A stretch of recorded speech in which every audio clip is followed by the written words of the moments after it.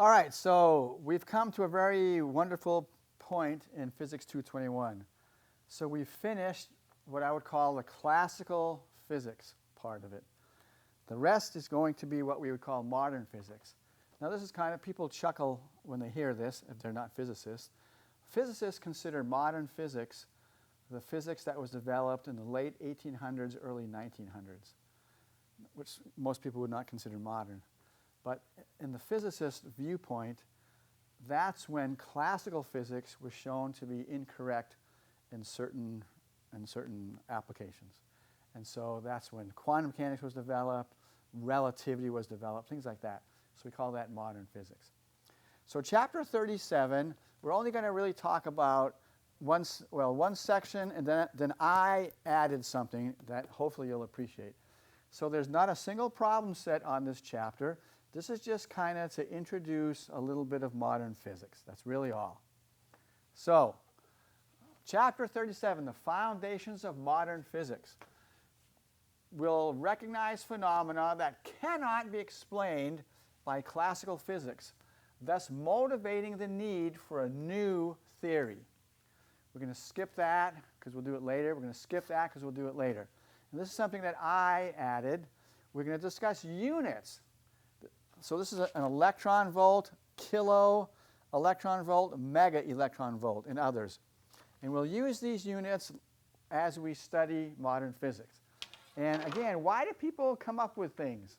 To make life easy. So that's why we want to learn these new units. It's just going to make life really, really easy. And you'll see that. All right. So here we go.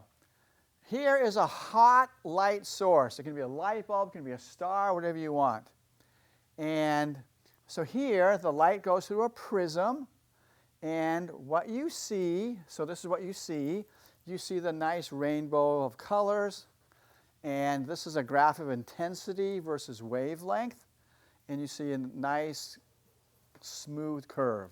Okay? So if you just look at a light bulb or a star through a prism with nothing here, vacuum here, that's what we're assuming anyway, you see a light bulb produces a smooth, continuous spectrum called thermal radiation. All right, that's great. Now we'll look at this.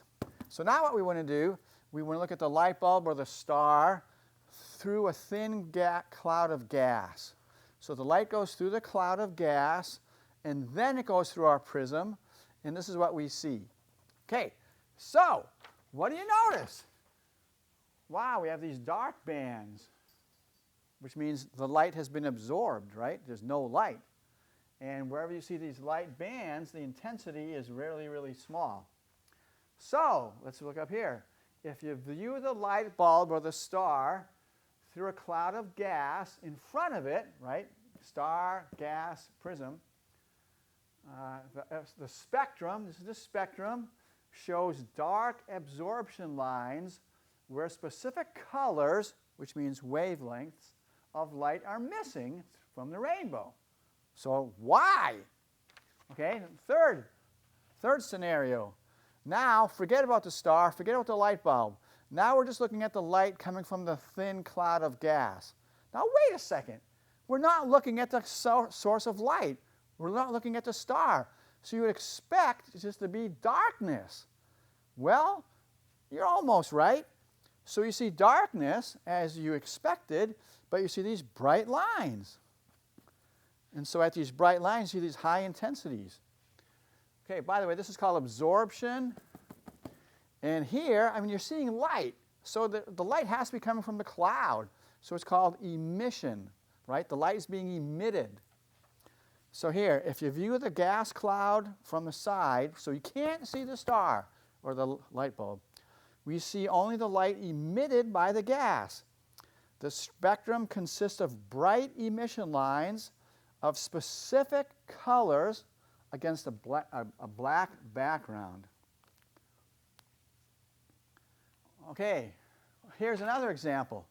So these are the emission spectra from barium, calcium, hydrogen, and sodium. So in other words, if you had some barium and you heated it up, it would emit light at these specific wavelengths. Calcium, these specific wavelengths. Hydrogen and sodium. So it's like a fingerprint. Okay, so people in the 1800s, they were doing experiments and they were seeing this stuff, but guess what? Oh, one more thing, sorry, one more thing. Notice this is something else that's interesting. These dark lines exactly match the bright lines here. There's a one-to-one correspondence.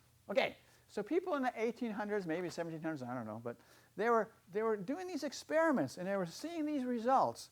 And you know what? They had no clue what was going on. They had no explanation. So there's my favorite picture that you've seen before, right? No explanation whatsoever. Totally in the dark. Okay? So basically, until modern physics was developed, no one could explain this stuff. Okay, so again, you know, people were doing these experiments, and so what people did, they measured these wavelengths where, you know, they measured the wavelengths that I was showing you earlier, and they came up with equations for these wavelengths. And all they were doing was analyzing data. It's kind of like putting some data into Excel and saying, give me the formula, you know, which is pretty impressive because they didn't have Excel back then, right? So anyway, they were coming up with these formulas that just from the data, right? So they matched the data because they came from the data. Now, so that's pretty cool, but again, you know, they come up with formulas from the data, but they had no understanding at all where these things were coming from. None. Totally clueless. Okay, here's something else. So here's the sun, right? This is what the sun looks like. I think it's X-ray wavelength. So we want to talk about this, okay? So how does the sun keep us warm? In other words, how is that energy transferred 150 million kilometers away? Well, light, right? Sun emits light, and we absorb the light. It's called electromagnetic radiation. All right, that's very wonderful. Okay, now here's what's kind of interesting. Everything that's above 0 degrees Kelvin emits light. So all objects emit light, even people. Did you know that? So people emit light. It's not visible light, but it's infrared light. So that's kind of cool. So in McKay 132, I have an infrared camera. So what we do is we all go into the closet, because it's, you know, the equipment closet, because it's completely dark in there. And then we look at each other with the infrared camera. And guess what? We can see each other because we're emitting infrared light.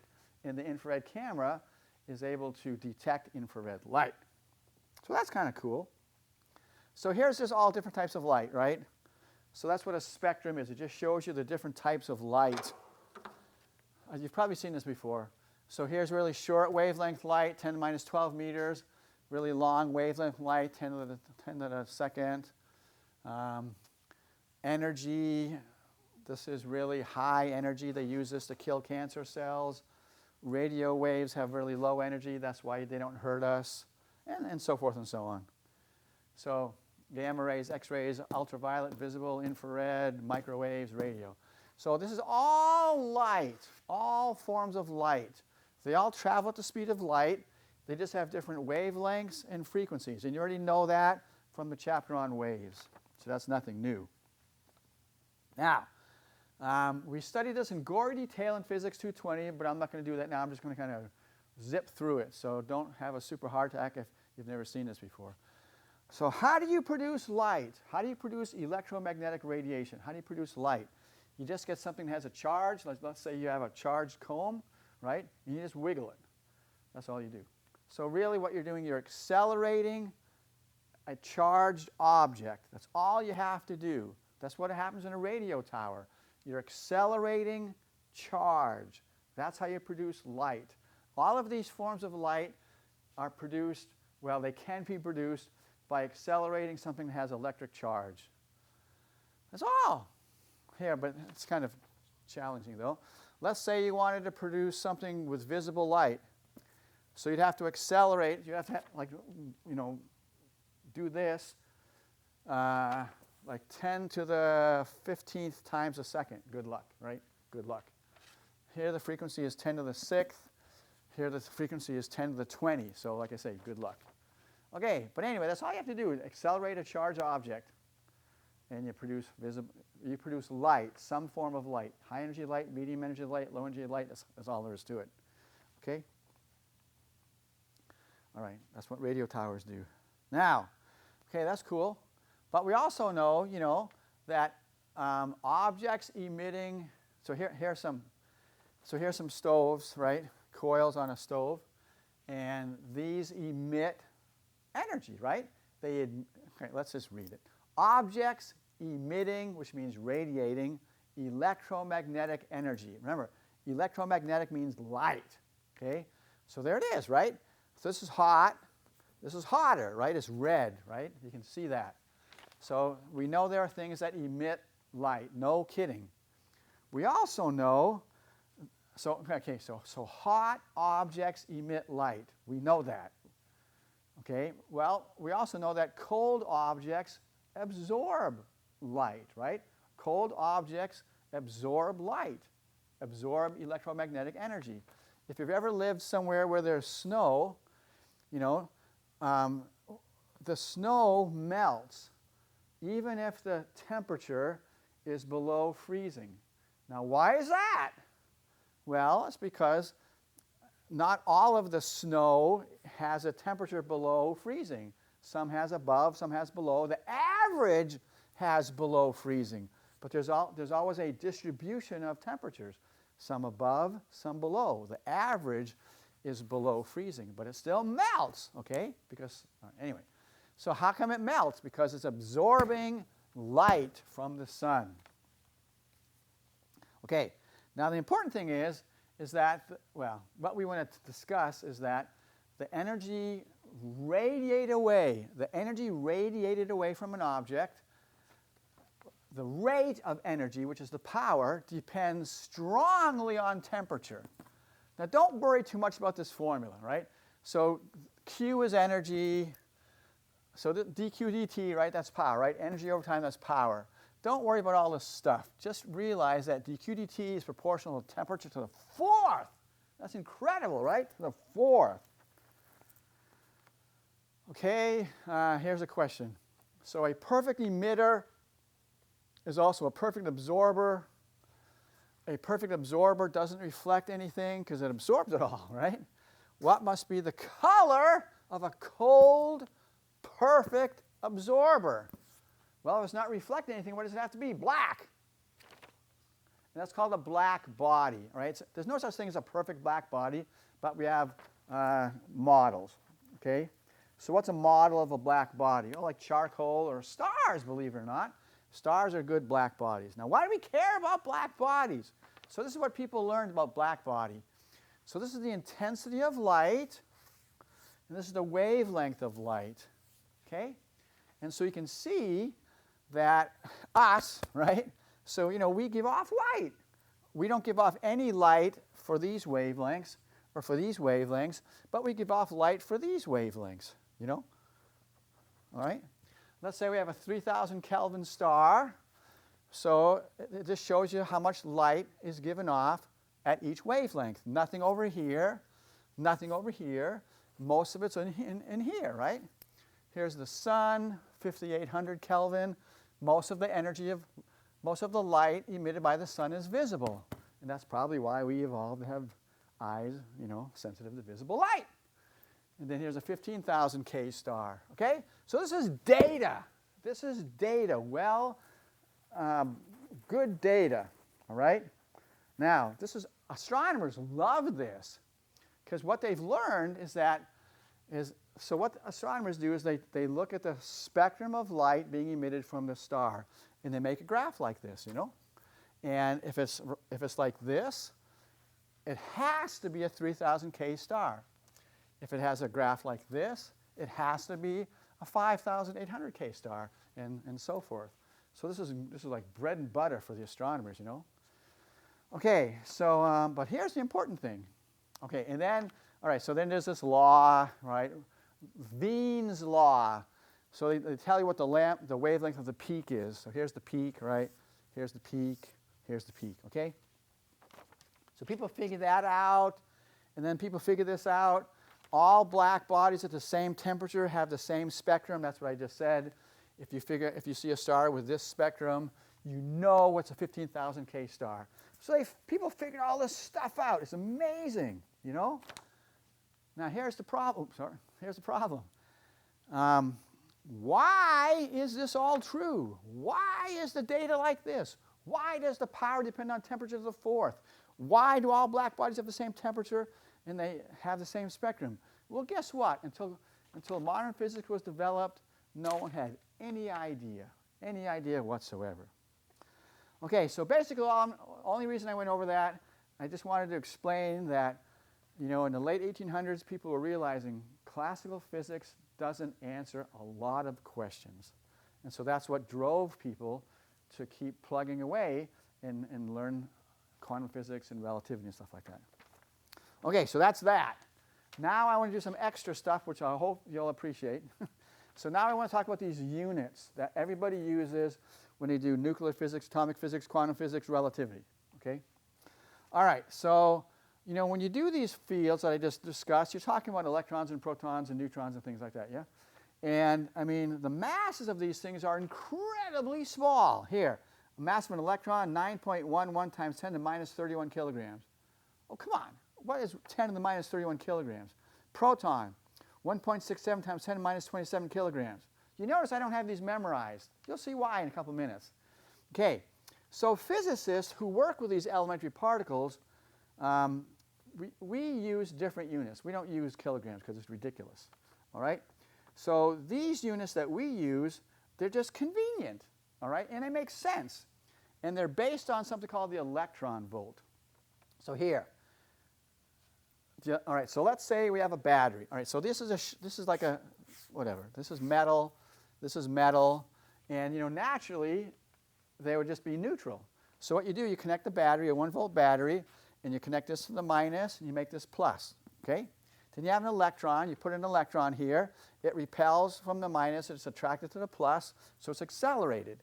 So the energy an electron acquires when it's accelerated through a 1 volt, now we're going to do some physics 220, sorry, through a potential difference of 1 volt is 1 electron volt. If you haven't had 220, don't lose a whole lot of sleep. Just realize that this is negative, this is positive. 1 volt battery, it gains 1 electron volt of energy. That's it. Okay?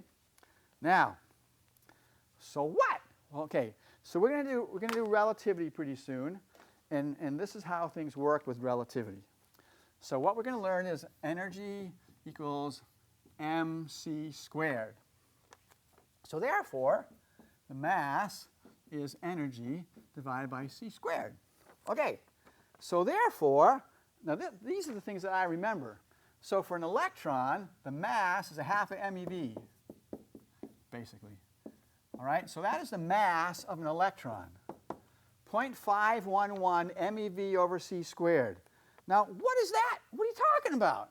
Well, see, the energy is a million electron volts divided by c squared, because mass is energy over c squared. So the mass of an electron is a 0.511 MeV over c squared. Okay? The mass of the proton is 938 MeV over c squared. Now, you're probably thinking, you're making a mountain out of a molehill. You're making things worse instead of better. Why would anybody with a half a brain want to do this? Well, just hold on. Just hold on. Okay, so here's something I have in my office. It's a standard model of fundamental particles and interactions. So it lists all of the elementary particles and stuff like that with all their properties and all that. Now, look at this. So here, where did I get that? Yeah, right here. So let's expand that. Okay, the energy unit of particle physics is the electron volt. The energy gained by 1 electron in crossing a potential difference of 1 volt. Masses are given in GeV. Okay, G is a billion. Masses are given in GeV over c squared. Remember, E equals mc squared, where 1 GeV is 10 to the 9th, a billion. A billion electron volts equals 1.6 times 10 to the minus 10 joules. So we're talking about small energy, huh? Come on, 1 billion electron volts is 1.6 times 10 to minus 20 joules. These are small energies. So the mass of the proton is 0.938 GeV over c squared, da, da, da, da. You can see here. So they give you all the masses in energy per c squared. Energy per c squared. Now, you're still saying, why do I care? What is so good about this? So let me show you what's so good about this. All right, so in a week or so, you know, we'll be studying relativity, okay? And let's say we have a problem. You want to calculate the speed of a proton. Here, let me, hold on a second. So we want to calculate the speed of a proton when it's accelerated through, what did I say? Through a 50 million electron volt potential difference, or voltage, okay? All right, so that's what, okay, so you have a proton, you're going to accelerate it, like, so this is like the battery, right? Okay, so, all right, so that's the problem. Now, how do you do that? Well, you'll learn how to do that, don't worry. But when you do that, when we're studying relativity, you're going to come up with an equation like that. And don't worry about this now, right? You're not going to, just don't worry about it. So this is the speed, this is the kinetic energy, this is mc squared, and good, good, good, good. Now, if you were to use conventional units, you know, like kilograms and meters and seconds and all that junk, this is what you'd have to do. You'd have to say, okay, so all we know is MeV, right? So we'd have to convert that to joules. So this is how you do that. So that's how you do that. Just trust me, don't worry about it. So you'd have to convert it to joules and all that monkey business. Then you have to have the mass of the proton in kilograms times the speed of light squared. Ugh, all that garbage. So you do that and you come up with the right answer. Now, if you do it the cool way, which is what we're going to do, you just write this in terms of energy. It is energy. It's kinetic energy, for goodness sakes, right? All right? 50 MeV. And then mc squared, that's the energy of the proton, 938. So that's all you do. All right? In other words, instead of writing this stuff in this stuff, you just write that and that. The MeVs cancel, piece of cake. So what would you rather do? Would you rather convert everything to MKS units or just use the nice new units and save yourself a lot of time? I hope it's sort of obvious, right? Okay. Now, again, this doesn't mean anything to you now, but when we start doing relativity problems, you're going to be grateful that we're doing things the easy way and not the hard way. There you go. Thank you very much. Next chapter is relativity.